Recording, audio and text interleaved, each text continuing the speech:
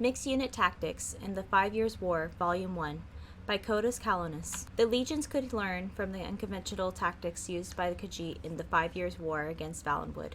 I was stationed at the Sphinx Small Legion, fort on the border near Dune, and witnessed many of the northern skirmishes firsthand. The war started with the so-called Slaughter of Torval. The Khajiit claimed that the Bosmer invaded the city without provocation and killed over 1,000 citizens before being driven off by reinforcements from a nearby jungle tribe. The Bosmer claimed that the attack was in retaliation for Khajiiti bandits who were attacking wood caravans headed for Valenwood. In the spring of 3E 396, the war moved closer to Fort Sphinx Moth. I was posted on lookout and saw parts of the conflict. I later spoke with both Khajiit and Bosmer who fought in the battle, and it will serve as an excellent example of how the Khajiit used a mixture of ground and tree units to win the war. The Khajiit began the fight in an unusual way by sending tree-cutting teams of Kuthayrat and the fearsome Senchirat, or Battle Cat, into the outskirts of Valenwood's forest. When word reached the Bosmer that trees were being felled, allegedly a crime in the strange Bosmeri religion, a unit of archers were dispatched from larger conflicts in the south. The Bosmer were thus goaded into splitting their forces into smaller groups. The Bosmer archers took up positions in the remaining trees, whose branches were now 20 or more feet apart, allowing some light into the forest floor. The Bosmer bent the remaining trees with their magics into small fortifications from which to fire their bows. When the tree cutters arrived the next morning, a half-dozen Khajiit fell to the Bosmer arrows in the first volley. After that, the Khajiit took large wooden shields from the back of the Senchirat and made a crude shelter. The Khajiit, even the enormous Senchirat,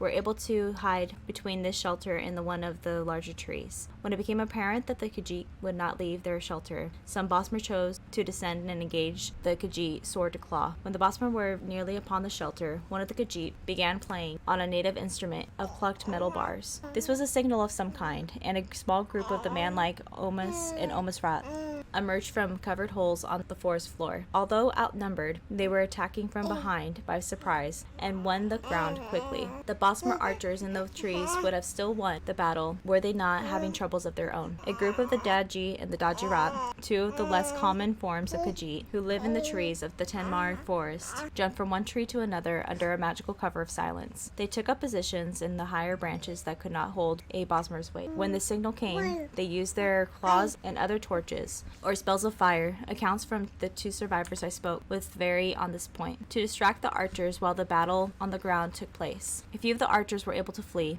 but most were killed. Apparently the Daji and the Dajirat have more magical ability than is widely believed, if they were able to keep themselves magically silenced for so long. One of the surviving Bosmer told me that he saw a few ordinary cats among the Daji, and even claimed that these ordinary cats, also known as Alfik, and that they were the spellcasters. But Bosmer are almost as unreliable as the Khajiit when it comes to the truth, and I cannot believe that a house cat can cast spells. At the end of the day, the Khajiit lost perhaps a half a dozen fighters out of a force of no more than 4 dozen, while the Bosmer lost nearly an entire company of archers. The survivors were unable to report back before a second company of archers arrived, and this strategy was repeated again, with similar results. Finally, a much larger force was sent, and the Bosmer won that battle, with the help of the native animals of Valenwood. That third skirmish in the Khajiiti response I will discuss in the second volume of this series.